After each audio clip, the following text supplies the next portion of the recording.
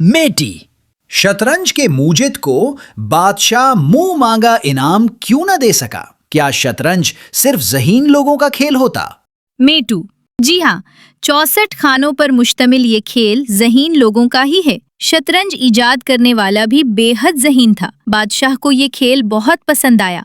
बादशाह ने कहा, मांगो, क्या मांगते हो? मुजिद ने कहा, बादशाह सलामत, मुझे चावल दे दीजिए, सिर्फ इतने कि शतरंज के पहले खाने में चावल का 1 दाना रखें, दूसरे में 2, तीसरे में 4, इस तरह हर अगले खाने में चावल 2 गुना करते जाएं। आखिरी खाने में जितने चावल बने इतने मुझे दे दें। हिसाब लगाने पर 450 अरब टन चावल बने, यानी आज की चावल की आलमी पैदावार के हिसाब से 500 साल में इतना चावल पैदा होता। शतरंज इजाद करने वाले ने अपनी मांग से बादशाह को लाजवाब कर दिया। अच्छा, ऐसे होता?